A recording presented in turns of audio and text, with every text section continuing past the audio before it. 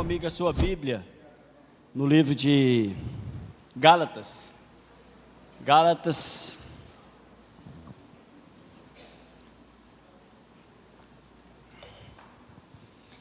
Gálatas,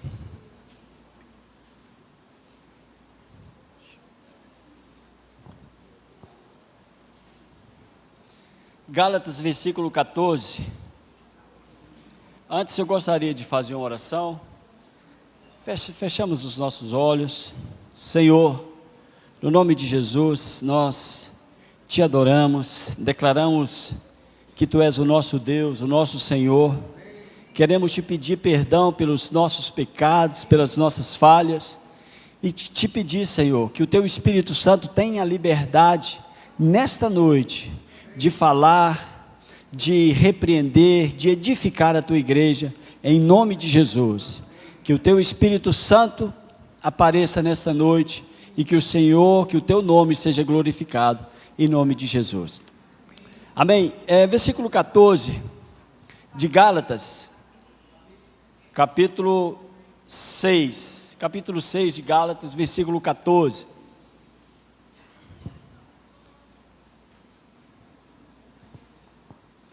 Todos encontraram? Versículo 14 diz: mas longe esteja de mim gloriar-me, a não ser na cruz de nosso Senhor Jesus Cristo, pela qual o mundo está crucificado para mim e eu para o mundo.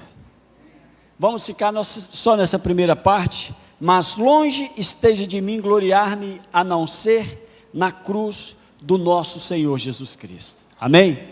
Queridos, a cruz para o mundo é um símbolo do cristianismo, né?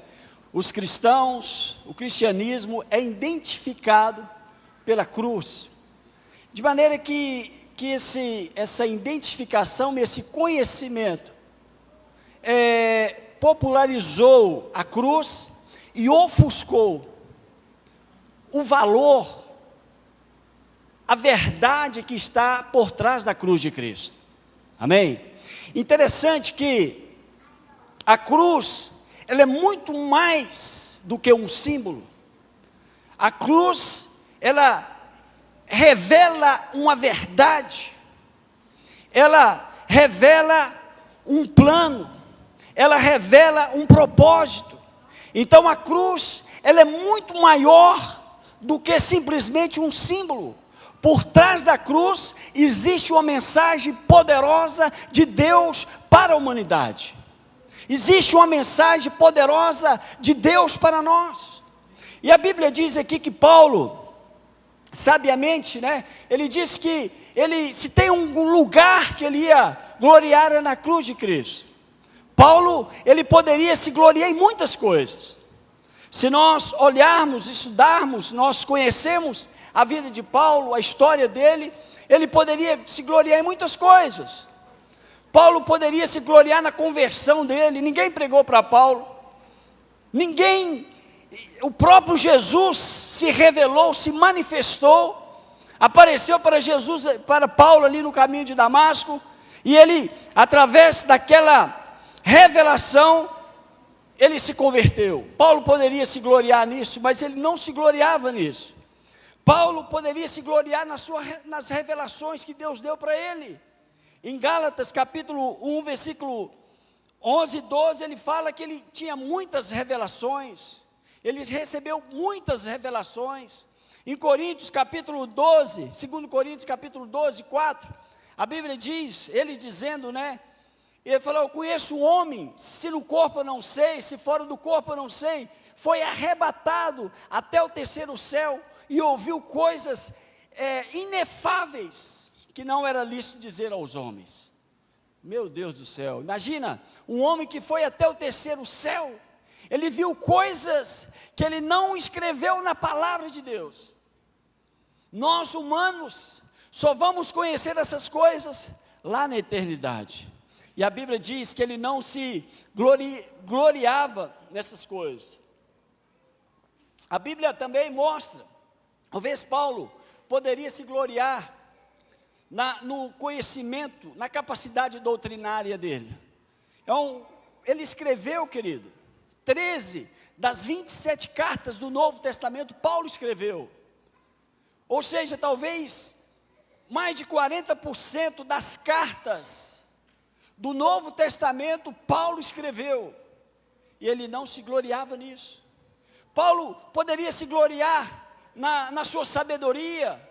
Ele foi criado aos pés do homem mais sábio da época, o Gamaliel, mas ele não se gloriava nisso. Ele poderia se gloriar na sua cidadania romana. Ele era cidadão romano, ele tinha um passaporte romano.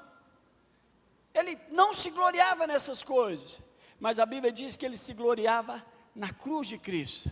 Por que Paulo se gloriava na cruz de Cristo? Porque existem umas revelações, existe uma mensagem atrás da cruz. Primeira coisa que eu gostaria de compartilhar com você: a cruz de Cristo, ela revela o tanto que Deus abomina o pecado. Quando nós olhamos para a cruz de Cristo, nós vemos o tanto que Deus odeia o pecado. Ali está essa mensagem, porque como pode o próprio Deus teve a capacidade de esmagar o seu próprio filho na cruz. A cruz, ela revela o tanto que Deus odeia o nosso pecado, o pecado do homem. A Bíblia diz, Romanos 6:23, que o salário do pecado é a morte.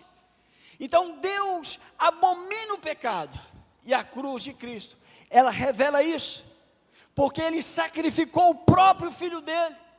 Não foi um dos seus filhos, foi o único filho. Não foi hoje, ele é o primogênito, mas Deus naquela época sacrificou o unigênito. O único filho que ele tinha, Deus sacrificou ali na cruz do Calvário. Amém? Outra coisa, eu acredito que Paulo se gloriava na cruz, porque a cruz de Cristo, ela revela o caminho de volta a Deus. Nós sabemos muito bem, no livro de Gênesis, no início da criação, Deus lá no jardim do Éden, Deus criou o homem para ter comunhão com o homem. Deus criou o ser humano para isso. Todos os dias, à tardezinha, Deus descia no jardim do Éden, tinha comunhão, falava com Adão, tinha relacionamento. Mas a Bíblia fala que o pecado, ele separou o homem de Deus. Isso é bem ilustrado que quando o homem peca, Deus expulsa ele do jardim do Éden. Isso ilustra também quando Deus mandou Moisés construir o tabernáculo. E o tabernáculo, você sabe muito bem que existia dentro do tabernáculo 3 divisões. Existia o átrio, o santo lugar e o santíssimo lugar. Amém? Amém? Quantos teólogos nós temos aqui? Então é o seguinte, no átrio e no santo lugar, todos podiam entrar. Eu creio que todos os dias, né, pastor? Diariamente. Mas o santíssimo lugar, onde a arca estava, somente o sumo sacerdote podia entrar naquele lugar. E não era todo dia, era uma vez por ano. Ele tinha um acesso, porque o acesso estava restrito. O local da presença de Deus estava restrito, não podia mais entrar na presença de Deus toda hora que quisesse. Mas a Bíblia diz que quando Jesus, Mateus 27:51, quando Jesus morreu ali na cruz do Calvário, a Bíblia fala que o véu que separava o homem do santíssimo lugar, o véu se rasgou de cima a baixo. Isso está mostrando que o caminho foi liberado. Hoje nós temos a possibilidade de chegar, a liberdade de chegar diante de Deus, porque Jesus morreu na cruz e o véu do templo se rasgou. Você hoje não precisa de um sacerdote ou de uma pessoa para interceder por você. Nós temos um sumo sacerdote que é Jesus, e nós podemos chegar todos os dias, todas as horas perante Ele, porque o acesso foi rompido. O que nos impedia foi rompido, e nós temos um livre acesso a Ele. nós temos a possibilidade, nós temos o privilégio de se achegar diante do Senhor, amém? A Bíblia diz, Colossenses capítulo 1, 20,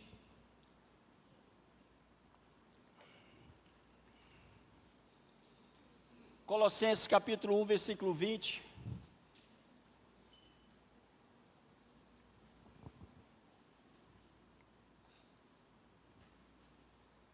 e que havendo feito a paz pelo sangue da cruz, por meio dele, reconciliasse consigo mesmo todas as coisas, quer sobre a terra, quer nos céus, amém?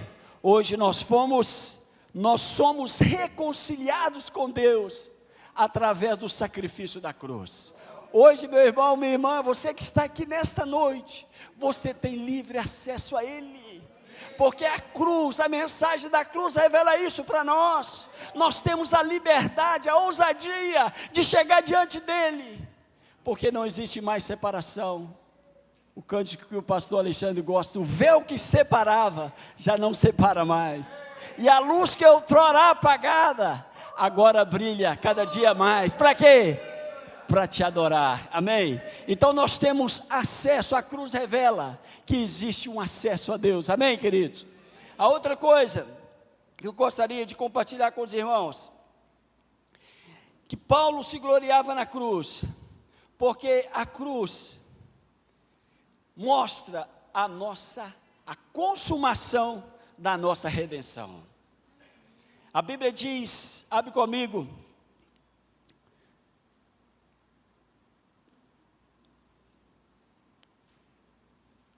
não precisa abrir, eu quero só mencionar. Querido, Deus fez o homem para ser vitorioso, amém? Quando Deus criou o homem, Deus deu a ele o poder e a autoridade. O homem é a primícia da criação de Deus. Jesus não morreu para os animais, Jesus não morreu pela natureza, mas Jesus morreu por nós. Jesus morreu pelo homem. Nós somos a primícia da criação de Deus. Quando Deus fez o homem no jardim do Éden, a Bíblia fala que Deus deu domínio para o homem, amém? Então existe uma autoridade de governo sobre nós. Interessante que quando o pecado entrou no homem, o homem ficou subjugado pelo pecado. A Bíblia fala que quem peca é escravo do pecado. Então o pecado escraviza o homem. Interessante que a Bíblia diz que quando Jesus morreu na cruz, em João capítulo 19, versículo 30, quando ele deu o último suspiro, ele disse, está consumado. Então na cruz foi a consumação da vitória, amém? Na cruz foi a consumação do plano redentor de Deus. Na cruz o homem recebeu a redenção. O que significa a redenção? Redenção no grego é apólitros, que significa resgatar com o pagamento de um valor, amém? E o valor não foi algo barato. A Bíblia diz em Salmos 49, versículo 8, diz o seguinte, que a redenção de uma alma é caríssima. Então nós fomos comprados da cruz do Calvário. Quando você olhar a cruz, não veja a cruz como um símbolo, veja a cruz como uma verdade, como uma mensagem que você foi redimido. Você foi comprado lá na cruz do Calvário por Jesus. Deus nos comprou lá na cruz do Calvário, amém? Quantos creem que você foi comprado? Diga amém.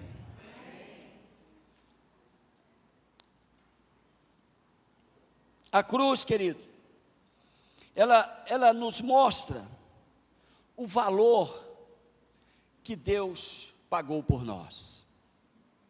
A moeda que Deus tinha para nos comprar, era a morte de Jesus na cruz, amém? Então nós fomos redimidos na cruz do Calvário, amém? Outra coisa, A cruz, ela revela, ou seja, ela mostra que na cruz foi quebrado a maldição do pecado sobre nós. Amém? Alguns anos atrás, o pastor Geraldo se converteu em 98, né? 88. Eu 2 anos depois do senhor. Nós talvez aqui somos os dinossauros da fé, aqui somos nós. Amém. Então, aí olha só, nos anos 90, eu vivi isso, eu vivi numa igreja que fazia isso, sobre quebra de maldição, estava na moda, quebra de maldição, todo mundo nessa onda, né, pastor? Nos anos 90, a quebra de maldição, seminário de quebra de maldição, mas a Bíblia fala que Jesus cancelou a maldição lá na cruz do Calvário. Não existe mais maldição, meu irmão, vou fazer quebra de maldição na sua vida, vem cá, cara, isso é boboseira. A palavra de Deus diz que Jesus cancelou o escrito de dívida que era contra nós nas suas ordenanças. Nenhuma maldição há, nenhuma. Em Romanos capítulo 8, versículo 1, fala que, portanto, agora nenhuma condenação há para aqueles que estão em Cristo Jesus. Jesus cancelou a maldição. A Bíblia fala que Ele se fez maldito por nós lá na cruz do Calvário. Amém, igreja? Olha só, Gálatas capítulo 3, versículo 10 a 14.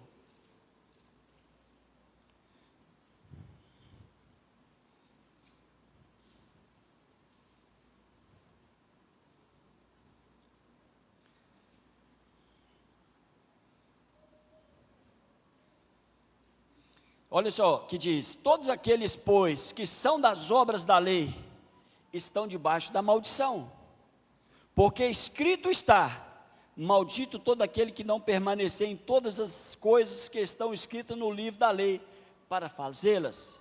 De fato, aqueles que não conhecem Jesus, eles estão debaixo de uma maldição, a maldição da lei, e é evidente que pela lei ninguém será justificado diante de Deus, porque o justo viverá pela fé. Ora, a lei não é da fé, mas o homem que fizer essas coisas por elas viverá.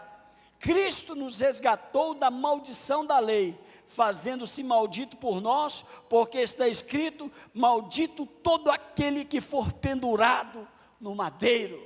Ou seja, para que a bênção de Abraão chegasse aos gentios por Jesus Cristo, para que pela fé nós recebamos a promessa do Espírito. Então, queridos, sobre nós está a bênção do Senhor. Vem cá, eu vou fazer quebra de maldição. Não, Jesus já cancelou toda a maldição sobre a sua vida. Amém? Jesus já cancelou, Jesus apagou o nosso pecado. A Bíblia fala que Jesus lançou no mar do esquecimento os nossos pecados. Então a maldição está quebrada. Sobre Israel não vale encantamento, não vale maldição, porque Jesus travou lá na cruz do Calvário as maldições que eram sobre nós. Amém?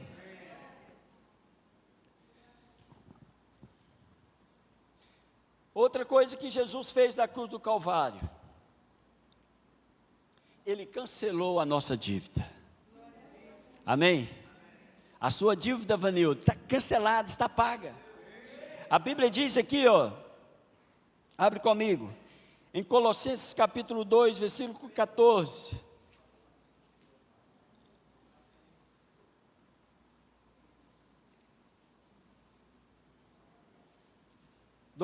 Tendo cancelado o escrito de dívida que era contra nós, que constava de ordenanças, a qual nos era prejudicial, removeu-se inteiramente, cravando na cruz do Calvário.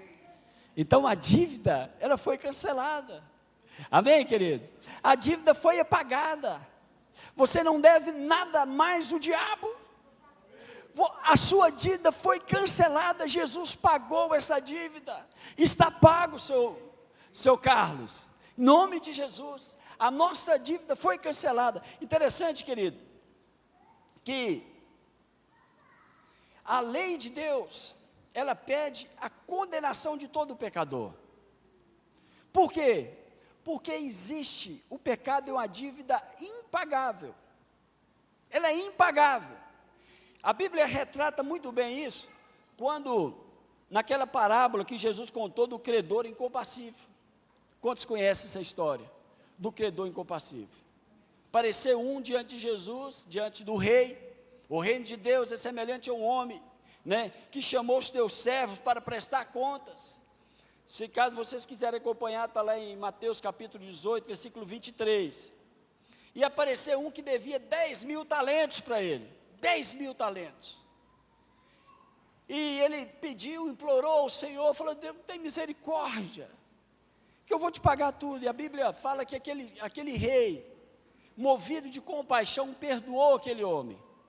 Aí apareceu um que devia a ele, quanto? 500 denários, ou 500 dinheiro.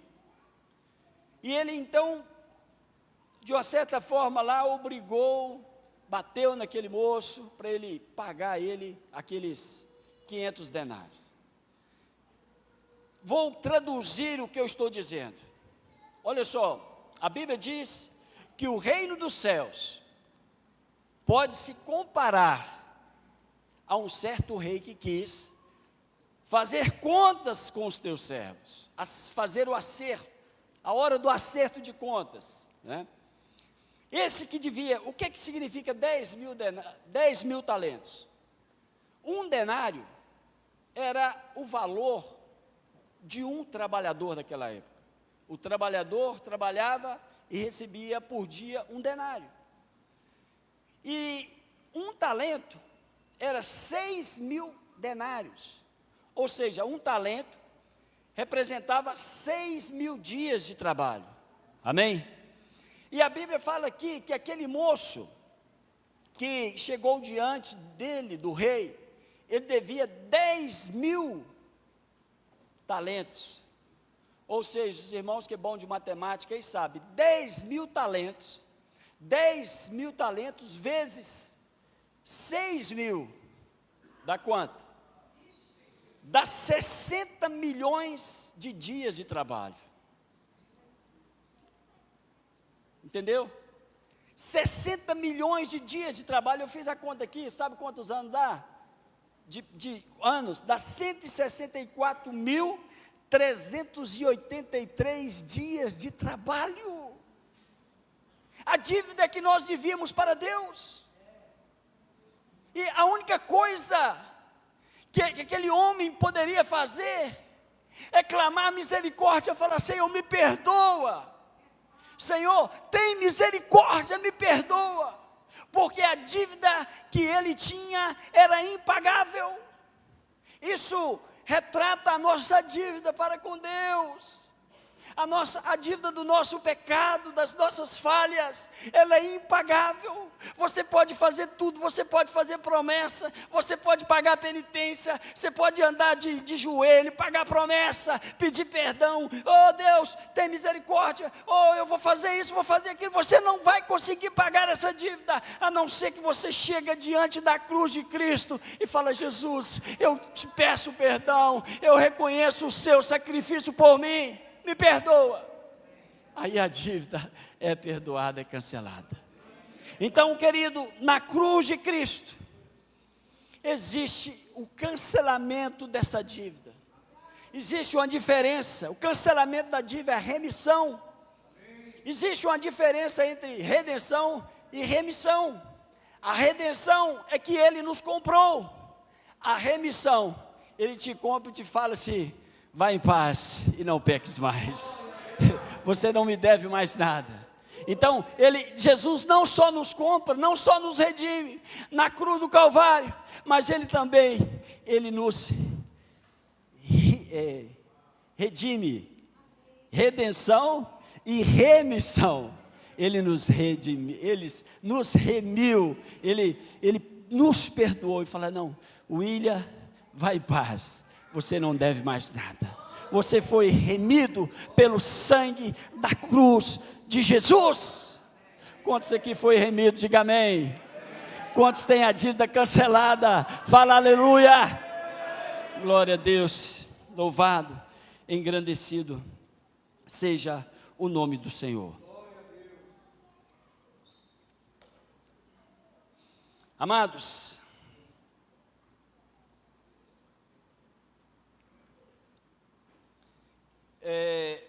a dívida na cruz de Cristo,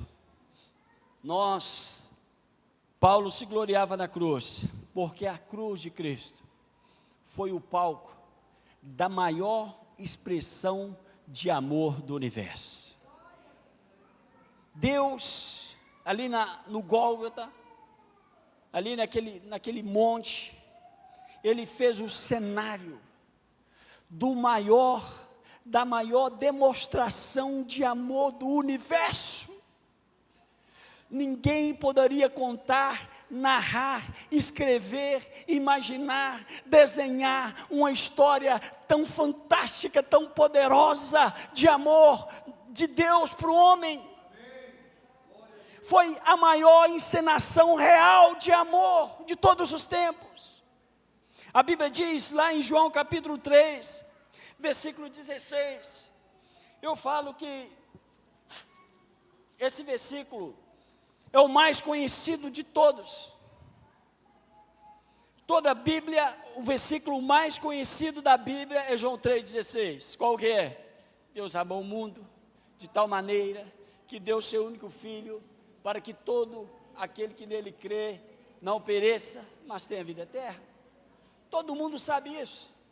Eu acredito que o primeiro versículo que o crente decora é João 3,16, não é isso mesmo? Mas ele é pouco entendido. A verdade que está por trás desse versículo, ela é uma verdade sobrenatural, é uma verdade incalculável, como que um Deus, um Jesus, que veio na terra para trazer esperança, para trazer cura, para trazer libertação, veio para morrer numa cruz. Como pode ser isso? Então ele é pouco entendido. Querido, uma coisa, eu acredito que quando Deus, assim eu faço uma analogia, uma ilustração, eu acredito que quando Deus estava na eternidade, o homem pecou, né? Ou Deus sabia que o homem ia pecar, Ele falou assim, poxa vida, eu vou morrer na cruz, eu vou descer lá, e vou morrer na cruz por Timateus, né? Não merece não, ele não merece, é pela graça, ninguém aqui merece, querido. Aí Deus falou assim, não, eu vou morrer na cruz, mas Deus falou, não, peraí, eu vou fazer uma loucura de amor, eu não vou morrer, eu vou mandar o meu filho vai no meu lugar. Querido, quem é pai aqui sabe, quem é pai, quem é mãe, a dor do filho dói muito mais no pai do que no filho. Você consegue tirar, se de repente a sua mãe, o seu pai, precisa de uma doação de um rim, eu dou o meu rim, meus dois, eu dou o meu coração, né? Eu não tenho pai, não tenho mãe mais, mas eu daria o meu coração para salvar o meu pai e minha mãe. Mas eu não tinha coragem de falar, não, eu quero demonstrar amor. Vai lá, Daniel, leva Daniel lá, arranca o rim dele, dá para o meu pai. Eu não faria isso, nós não faríamos isso. O André, ele ia pegar a filha dele inocente, falar, não, eu quero demonstrar o amor pela minha mãe, pelo meu pai, ele está precisando de um rim, ela está precisando de um rim, eu quero fazer com que o meu filho, a minha filha, vá lá no hospital agora, pode tirar um rim dela aí e dar para minha mãe. Não faria. Então foi isso que aconteceu em João 3,16. Deus queria expressar, a Bíblia fala que Deus amou o mundo de uma tal maneira, de uma maneira louca, de uma maneira incompreendida, de uma maneira irracional, e deu o seu próprio Filho para morrer por nós. Então a cruz de Cristo, ela revela isso, de um amor sobrenatural, um amor incompreendido. Isso é tão evidente isso, que Isaías no capítulo 53, os judeus têm dificuldade de entender isso, porque isso é imoral para o judeu. Como que um homem bom vai morrer para o mal? Como que uma pessoa boa vai morrer por uma pessoa má? Isaías tinha essa dificuldade, que ele falou no versículo, o capítulo 53 de Isaías, ele falou assim: quem deu crédito, quem vai dar crédito à nossa pregação? Quem vai acreditar nesse negócio aí? Como que um homem bom vai morrer por um justo? Como que um bom vai morrer por um adulto, por um maconheiro? Como? Então ele tinha dificuldade, falou: não, o senhor está mandando, eu vou escrever, mas é impossível, é inimaginável, é irracional. Jesus morrer pelos homens, pelos pecadores. Então a cruz, ela revela isso, meu irmão. A cruz revela o amor de um Deus sobrenatural, de um amor de um Deus que te dá tudo e não te pede nada. Quando eu olho para mim mesmo, quando eu olho para as minhas fraquezas, as minhas dificuldades, eu falo: meu Deus. Mas quando eu olho para a cruz de Cristo, eu tenho esperança. Eu falo: Ele me amou. A Bíblia fala que Ele nos amou intensamente, incompreendidamente, querido. Somente o amor de Deus. Quando nós olhamos para a cruz, nós vemos um Deus apaixonado pelo homem. Nós vemos um Deus apaixonado por cada um de você aqui nesta noite. Nós vemos um Deus que ama o homem de uma maneira incompreendida. E a única coisa que nós podemos fazer diante desse amor é nos render-se a Ele. Fala: Jesus, toma minha vida, Senhor. Toma o meu coração. Eu não consigo, eu não posso, mas o Senhor fez e o Senhor pode. Então, querido, quando nós olhamos para essa cruz de Cristo, ela revela esse amor sobrenatural, esse amor que nos dá a segunda chance, esse amor que sempre nos dá a oportunidade de arrependimento, esse amor que sempre acredita, esse amor que sempre nos acredita, esse amor que sempre nos incentiva, nos motiva a caminhar. Quando nós olhamos para nós mesmos, dá vontade de desistir. Quantos já tiveram vontade de desistir? Por isso que Paulo falou lá em Hebreus, eu creio que é Paulo: olha para Jesus, autor e consumador da fé. Olha para a cruz de Cristo. A cruz de Cristo tem essa mensagem de um Deus que te ama incondicionalmente, de um Deus que te ama de uma maneira sobrenatural. Esse amor de Cristo que é revelado na cruz.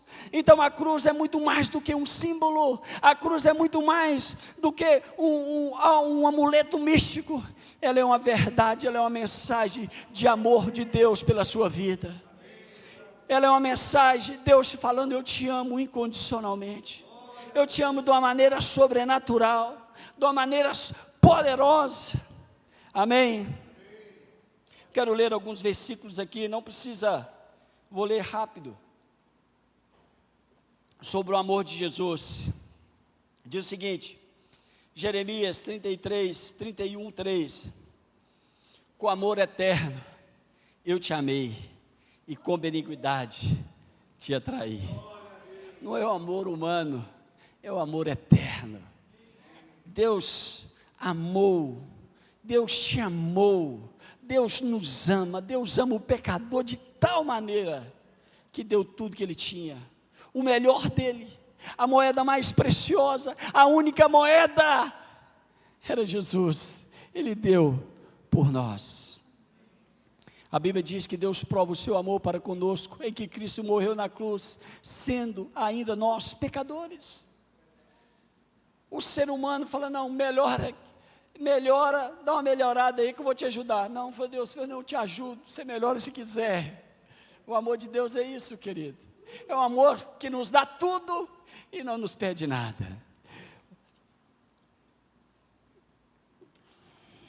2 Coríntios capítulo 5, versículo 14, o amor de Cristo nos constrange. Já viu aquela pessoa que você chega na casa dele e te trata tão bem que você fica constrangido até de sentar?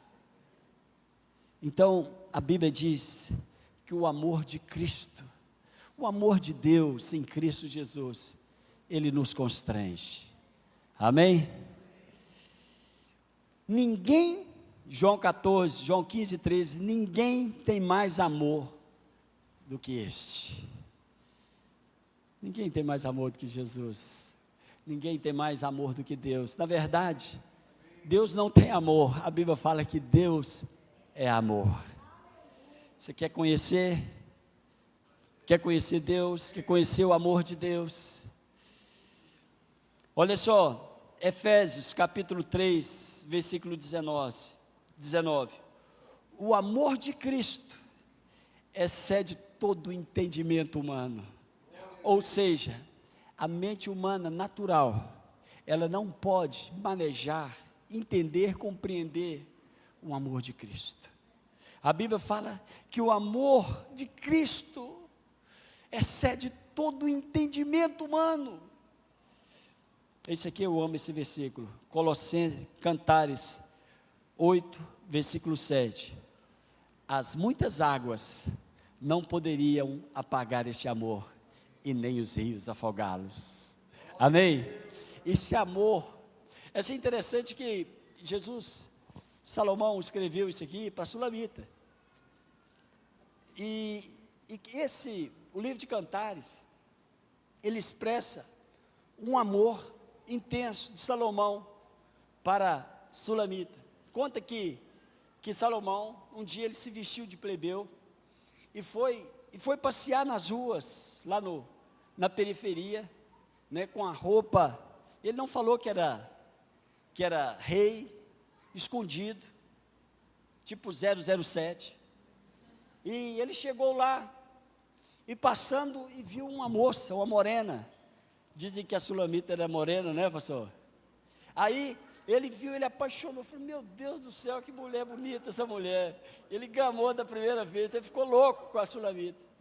Aí, ele falou, misericórdia, isso não é uma mulher, isso é um avião. aí ele conhece ela ali, depois ele vai pro palácio, e Sulamita fica procurando ele, cadê Salomão e tal, mas Salomão lá no palácio, falou, puxa vida, eu vou casar com aquela mulher. Aí um dia, ele veio e se revelou a ela, e ele então compôs o livro de Cantares, e escreveu esse versículo, as muitas águas não podem apagar esse amor, e nem os rios afogá-lo.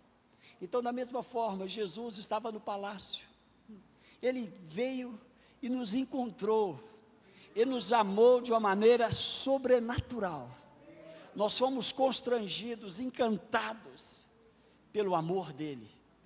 Amém, igreja?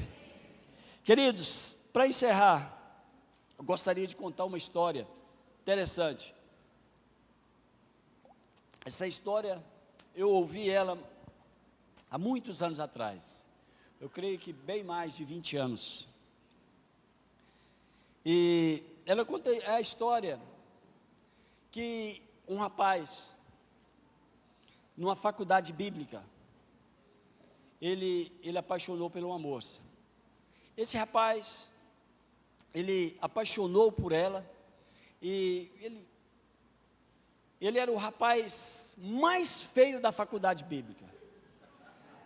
Pensa no irmão feio, multiplica ele por 10, olha lá o que você está pensando, irmão.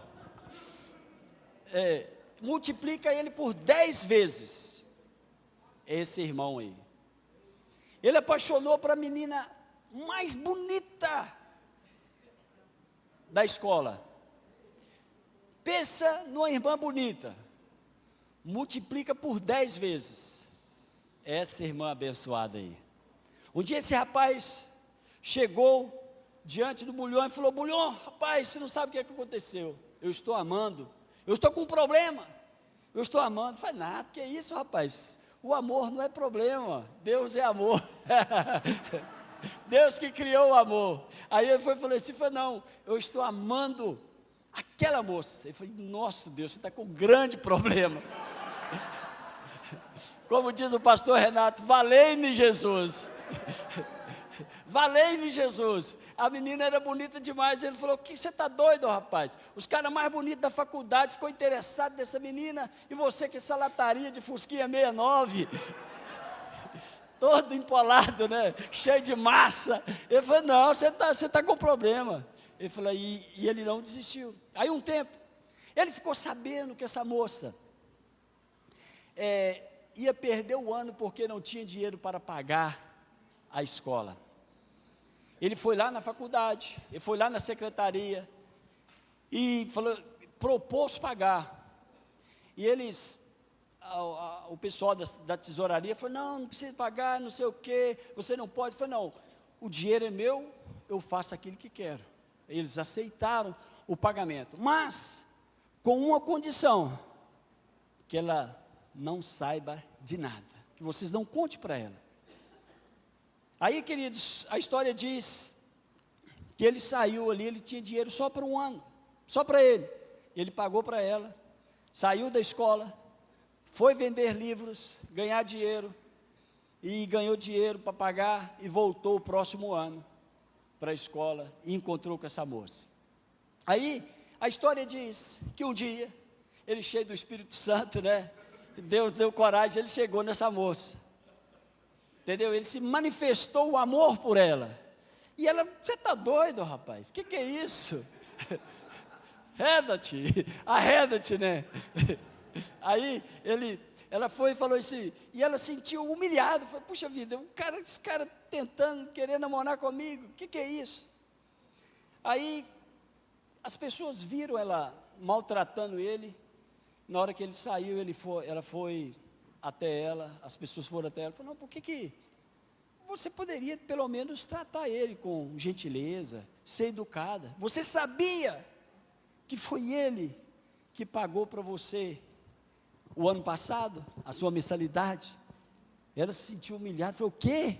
Ela foi na secretaria, e foi lá, e ele falou, realmente foi ele que pagou para você o ano passado. Aí passou um tempo, ele chegou perto do amigo dele, o Bulhão, e falou, Bulhão, você não sabe o que aconteceu? Rapaz, eu estou namorando. Que benção, mas com quem? Com aquela menina. E aí ele falou, nossa Deus é Deus mesmo. Ele foi então, e não, Deus é Deus. Como que aí eles foram consultar a moça? Ele estava amando, namorando, e se casaram. Aí um dia, eles falaram, não, vamos conversar com ela, talvez ela está namorando de dó dele. Né, tadinho, ele pagou a mensalidade, um efeito compensativo, né? Aí, ele conversando com ela, e eu quero terminar a minha mensagem com essas duas frases que ela falou. Ela foi e falou o seguinte, porventura, eu acharia na terra um homem que me amasse mais do que esse? A segunda frase é, como eu não poderia amar aquele que me ama tanto? Como nós, querido, é isso que aconteceu lá na cruz do Calvário. Como que nós não podemos render-se a esse Deus? Como nós não poderíamos amar aquele que nos ama tanto? Como que o meu coração ainda, vou endurecer o meu coração, vou reter o meu amor por esse Deus, que me ama de uma maneira incompreendida, irmãos? Como nós não poderemos amar Jesus? Como nós não poderemos render-se a Ele, render-se à graça, ao amor, ao relacionamento com Ele? Como nós não poderemos amar esse Deus? Como nós não poderíamos amar esse Deus que nos ama tanto? Então essa mesma história aconteceu na cruz do Calvário. Nós não tínhamos nada que pudesse, de uma certa forma, atrair Deus. A Bíblia fala que Ele nos atraiu, foi Ele que tomou as providências, foi Ele que deu o primeiro passo, foi Ele que veio, se fez carne, deixou a sua glória, e veio aqui morrer em nosso lugar, morrer por você. Você ainda duro de coração, um coração duro, um coração, querido, como você não vai amar esse Deus que te ama tanto? Como que nós não podemos render-se a esse Deus?